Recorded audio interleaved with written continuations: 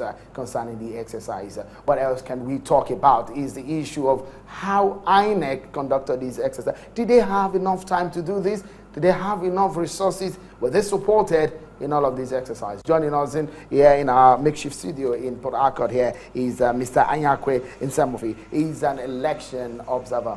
Many thanks for coming on the program. Thank you very much. But from your assessment, you were part of the accredited observer for this exercise. From your assessment, how would you rate INEC? I think, given INEC percentage now, I have to be able to explain one or two things. Some of the things that we saw in the field, we've been involved in elections across the country, as situation room and all that. The first question you ask yourself, was INEC prepared? I'm not holding forth for INEC here. Was it prepared, for this election? Then the second question, the materials, were they here? Were the materials moved at the appropriate time from INEC head office to the racks? What was responsible for the delay we experienced in Rivers State? So many questions. Let's start from the first one. Was INEC prepared for this exercise? I think in terms of materials, in terms of all the materials that were required for the elections, the materials were there. Now the question is, who determines what is original and what is not original? And that is where the problem. Where the accusation of fake results sheets that's came the crop of the problem. Now, as a Thursday or thereabout, most of the materials, moved to the racks. What we saw on Saturday morning was, this high level of mutual suspicion in Rivers State. Rivers State is a special case. Why is this special?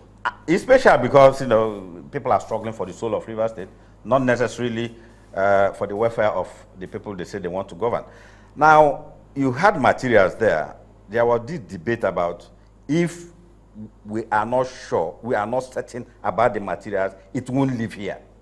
That contributed immensely to the delay of those materials moving from the ward centers to the units.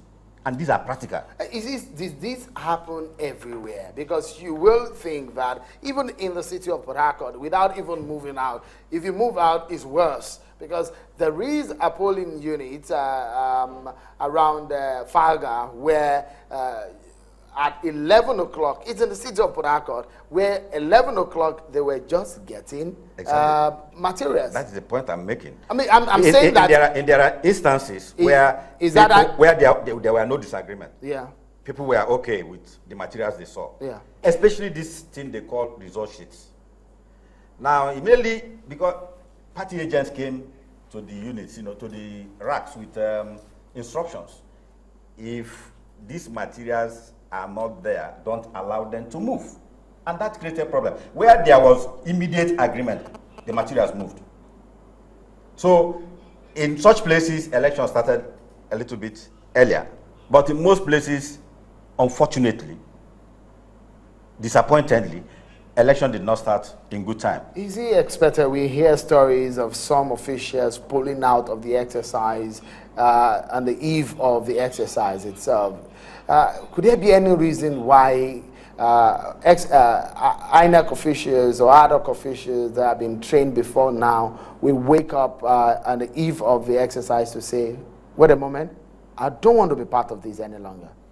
Well, in election observation, for us, it's not just the election day activity.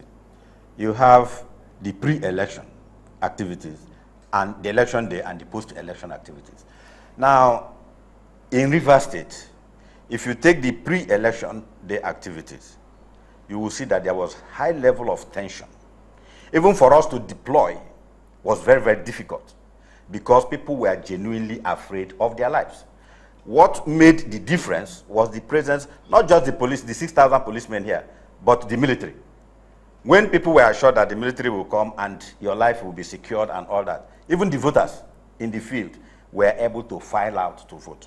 So whatever was responsible for the decisions that people took to pull out on very close to the the date, I think they have to come and explain why they did that. Could it be hinged majorly on security? Security is critical. Security is a critical issue in this election. Could we have possibly, is it possible from your ever imagination that there will be some fake materials, resource sheets coming from INEC? Because those are some allegations brought forward. We have been part and parcel of the building of INEC over the years, from Jega to where we are today. And there's some level of genuineness in getting that done. And if at any given point, we become extraordinarily, I'm not saying that INEC is perfect, but extraordinarily suspicious about our institutions, then where do we go? We have to have a situation where if you say this is fake and an INEC official, presiding officer or the electoral officer, whoever, comes and say this is authentic, we should be able to accept that. And if at a later time that becomes something different, you can contest it. But because in Rivers State, elections are rigged, it's difficult to point at any one given election that has been free, fair, and credible in this state. So the first thing people ask, the first question people ask is why? Where is the result sheet? Look, the 2015 election, the former governor of Rivers State was allegedly asking that same question at the one of the polling units, but it didn't stop the election. INEC said our result sheets were okay. Who is the manager of the elections? Is it INEC or me or whoever is going to question the credibility of those processes? We have to get to the point where, unless you are overtly sure that this document is fake, then you should go ahead. And there are assertions, there are talks about the fact that there have really not been clear-cut elections in some of the states of the country, including, some people have said, including Rivers State, and not until when there are real election, and that's why we can see this kind of tension that we're seeing during the election. Is that true? Look, I don't know about that they've been written result elections that have not really held. That's the point. One thing as an observer here, I've been working in Rivers State for the past 30 years as a civil society agent here.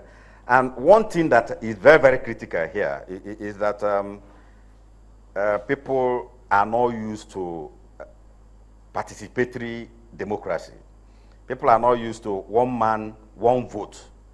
Well, for politicians, one terrible thing that happened here was the shift from the main political party that we have ever known in this state, that has always been winning elections, the shift, of the former governor into the APC, and that, as far as I'm concerned, made things difficult for people. And for the first time, people were now going to contest for positions. People were now going to seek for votes. And as far as I'm concerned, that is what people are getting used to, because you are not certain whether you're going to win or not. Because before now is go to the sitting room somewhere, write the results, and submit. Okay.